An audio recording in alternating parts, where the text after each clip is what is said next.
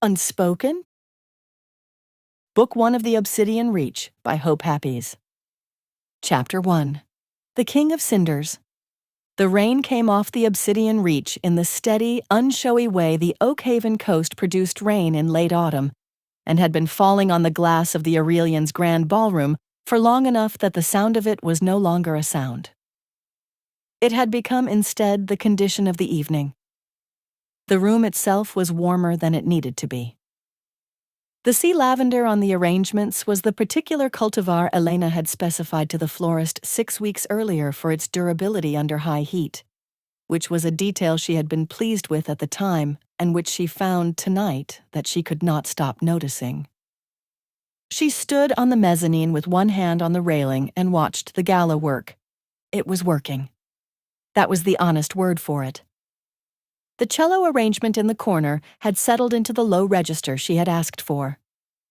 The lighting on the long glass wall was catching the chandeliers on exactly the refraction angle she had negotiated with the rental firm in July. The board members who needed to be seen by other board members were being seen. The photographers from the Oakhaven Gazette had been escorted to the mezzanine in the 30-minute window Hauer had arranged, and the 30 minutes had been, from her vantage up here, sufficient. She had built the evening on the architecture of an acquisition she had spent 18 months assembling. The Thorn conglomerate had been handed to Marcus Sterling's firm in the spring on a transaction the Oakhaven corporate press had called, after a pause, efficient. Tonight was the transaction's dressing. It was the evening on which the new owners showed the old owners' friends that the new owners were comfortable. Elena had picked the music. She had picked the Lilies' absence. She had banned them without explanation, and no one had asked.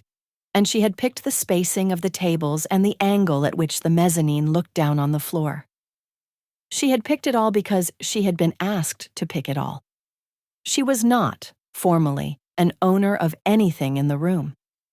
She was the person who had made the room possible, and she understood.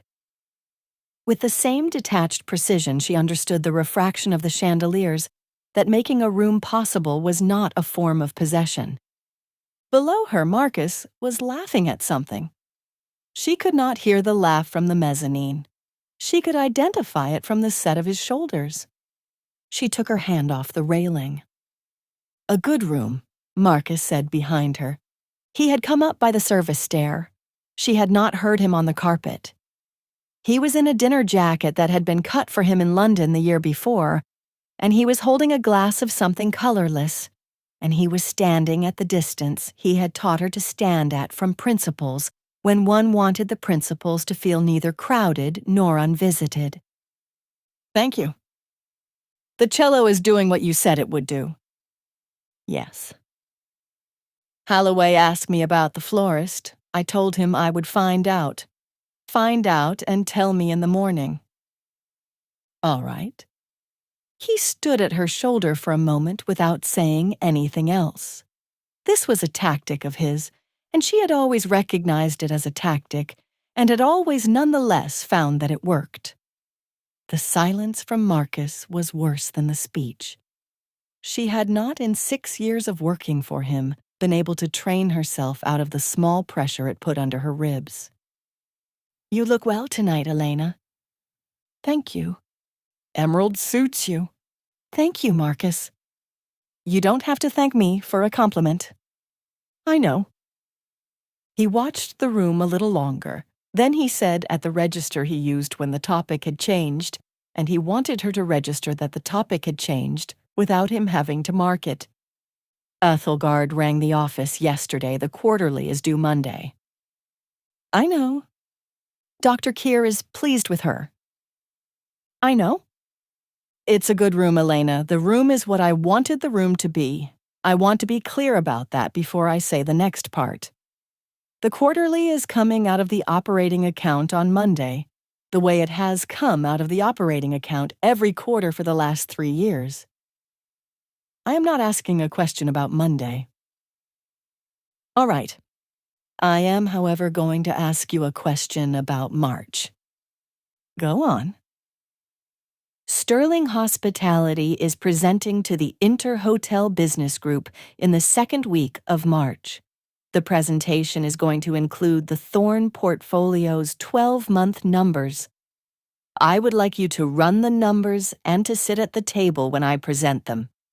That is not an unusual request. I am noting it because I would like your answer now rather than in January. What's the exposure? The exposure is that 3 of the Thorn subsidiaries will miss the forecast we distributed to the board in June, and I am going to tell the business group in March that the subsidiaries are on plan. I need you to have prepared the supporting schedule by which the subsidiaries are on plan. Marcus. I am not asking you to falsify anything you have not already falsified. She did not answer immediately. She kept her hand from going back to the railing, because going back to the railing would have been a tell, and she turned her head a little toward him rather than toward the room, and she said quietly, "That's the first time you've used that word to my face." It was a useful word to avoid for as long as avoiding it was useful. We are past the point where avoiding it is useful. All right. I'm not threatening you, Elena. No. I want you to understand what I am doing so you can decide whether you would like to continue to do it. I am offering you a promotion to the executive floor in January and a seat at the presentation in March. The quarterly to Ethelgard continues. Dr. Keir continues. Your mother's room continues. The alternative is that in January I find that the operating account has been overcommitted, and the quarterly to Ethelgard has to be deferred, which would be unfortunate, because Ethelgard's policy on deferred quarterlies is not generous. I understand. I thought you would. You didn't have to say it. No, I wanted to say it once so that we understood each other going into March. We understand each other? Good. He drank from his glass. Emerald really does suit you, he said, even the second time. He walked back toward the service stair. She heard his footfalls this time because she had been listening for them. She watched him descend the narrow flight of carpeted steps and come back into the ballroom at the level of the bar, and she watched the room reassemble itself around him. A man in a tuxedo handed him a fresh glass. Holloway caught his elbow. Marcus laughed again. She could see the laugh this time. She remained where she was. The ballroom went on being the ballroom. The cello went on being the cello. She was aware. It was something that happened at a bodily level before it happened as thought. That Marcus had just told her something she already knew. And that the reason she had not registered the something as knowledge before tonight was that she had been permitting herself not to register it. Her mother was at Ethelgard because Marcus paid Ethelgard. Marcus paid Ethelgard because Elena did what Marcus asked her to do. Elena did what Marcus asked her to do because Maya was at Ethelgard. It was a tidy closed system. It had been a tidy closed system for 3 years. She had understood its shape without having permitted herself to write it out. She had permitted herself to believe, until tonight, that she was useful to Marcus because she was good at the work. She could feel the stain of the rephrasing rising at the base of her throat. She swallowed it. She was the person in this room who most needed to be seen doing nothing, and she was going to do nothing until she could do it without being visible. She thought briefly about Leo Thorne. She thought about him the way a person thinks about someone they have not allowed themselves to think about for a certain number of months. A thought that arrives with a vertical shape and stays only as long as the room permits it. She had brought Leo the merger paperwork on a Tuesday last March. She had sat with him in the office on the 42nd floor, and she had watched him read it, carefully. The way he read everything. The way he had read the poetry book he had tried to lend her the week before, which she had returned unread. He had signed where she had asked him to sign. He had smiled at her as he handed the pen back. The smile had not been the smile of a man being deceived. It had been the smile of a man being trusted by a woman he had decided to trust, to carry a small favor between friends. She had carried it. He had been dead 6 weeks later. She did not move from the railing. She did not permit her face to alter. She had learned in the 6 years of Marcus's tutelage that the one thing a face could not do at a public event was change. That the guests who noticed a change of expression were never the guests one could afford to have noticed. The doors at the far end of the ballroom opened. They did not open dramatically. They were opened by a doorman in the ordinary course, for someone who had arrived at the expected hour for a gala and had handed his coat to the cloakroom staff and had then walked through the vestibule at a walking pace. She registered the opening as she would have registered any other opening, with a fractional glance, and then she did not look away. The man who came through the doors was wet at the shoulders of his dinner jacket, in the way a man is wet when he has walked the short distance from a car to a front door without an umbrella. His hair was damp. He had not brought a companion. He handed nothing to no one. He paused a step past the threshold to orient himself to the room, which was the gesture of a man who had known the room once and wanted to confirm that the room had not, in his absence, been moved. The conversation near the door did not stop. The conversation near the door thinned. The way a conversation thins when the participants have lost briefly the thread of what they were saying. The thinning traveled.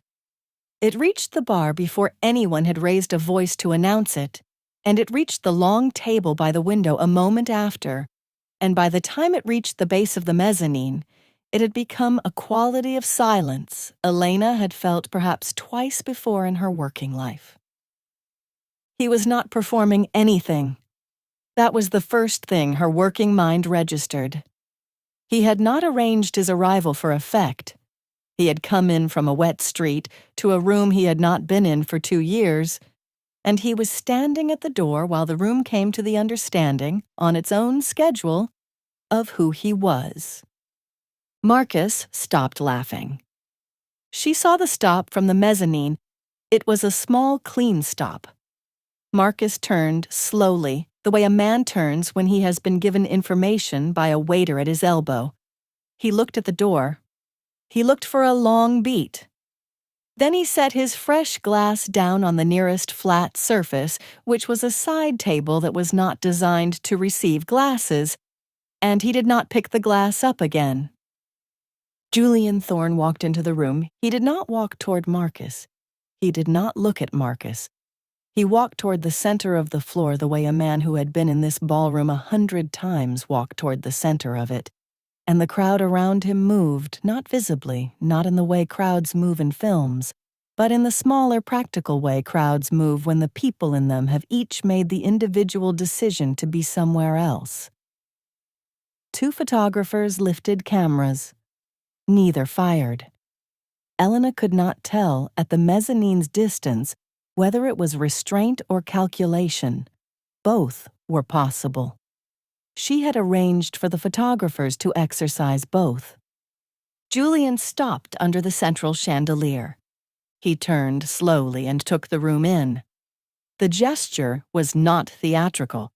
It was the gesture of a man who had decided, on the drive over, that he would do precisely this: stop and look, and let the room understand itself in his presence. And who was now, without enthusiasm, doing it? He looked at the long table by the window. He looked at the bar. He looked at Marcus briefly, without acknowledgement, the way one looks at a piece of furniture one will have to move. Then he looked up. Elena had prepared, in the first seconds of his arrival, for the possibility that he would look up. She had prepared a face for it. She wore the face now. She kept her hand off the railing. She did not turn her body toward him. She let him have what he had come for, which was the confirmation of where in the room she was standing, and she watched him confirm it. and she did not alter her expression when he did. He did not smile, he did not nod. He did not raise a hand. He held her eye for what she measured, from the mezzanine, as approximately 3 seconds, and then he looked away, and he walked toward the bar. Elena did not move. She registered behind her sternum that the pressure she had been holding since Marcus's mention of the Ethelgard Quarterly had resolved into a different pressure, and that the new pressure had a shape she recognized from professional contexts and had not expected to encounter tonight. It was the pressure of an operation whose parameters had just changed. She had walked onto the mezzanine at the beginning of the evening in command of one arrangement of forces. She was now at the railing of a different arrangement. She stood at the railing a while longer, then she went down. She took the main stair, not the service stair. She took it at an ordinary pace. She crossed the floor the way the evening's program had her crossing it, greeting the principals she was expected to greet, spending on each of them the exact weight of attention the evening's protocol had assigned. And she did not look toward the bar, and she did not look toward Julian, and she did not, at any point in the crossing, permit her face to register that anything of consequence had occurred. She reached Marcus by the long window. "Marcus! Elena! Julian Thorne is at the bar." "I saw. Did you know he was coming tonight?" Marcus looked at her. His face had, in the interval since she had last seen it, gone through the small recalibration of a professional under pressure, and had come out of it arranged. He was smiling a little. It was a working smile. "No," he said, "I did not." "All right. Stay at my elbow for the next hour." "No." He looked at her. "Elena, I am going to do the rest of the evening the way the evening was scheduled to be done. I am going to greet the table by the window. I am going to see the inter-hotel people off.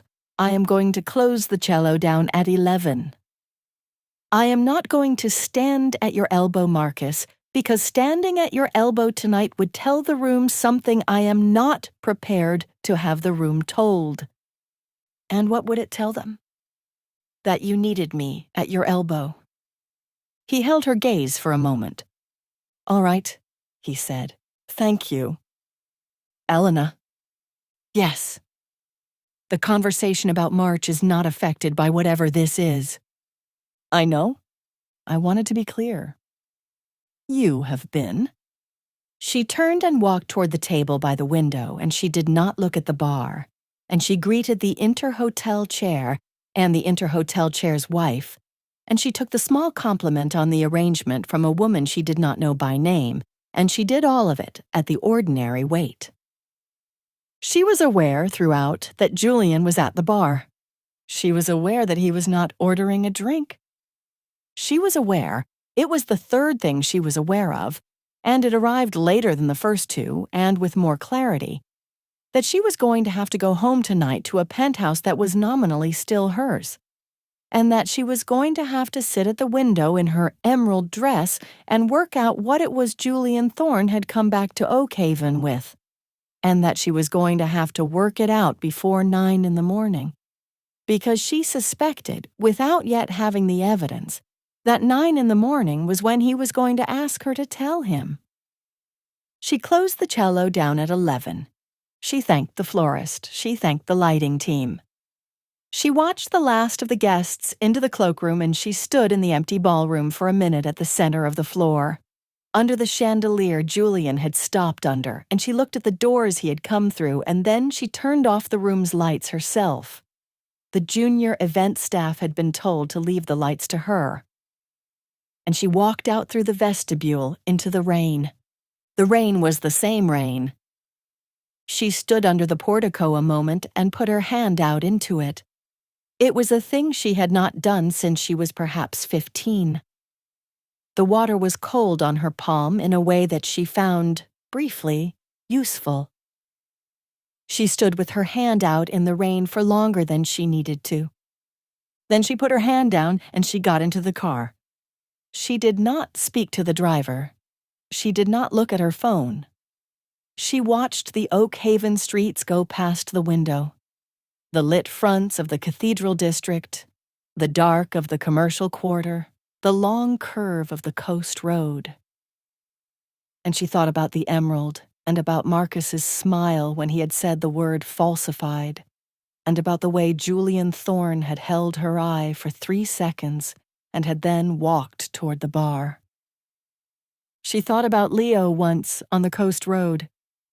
She did not permit it to last.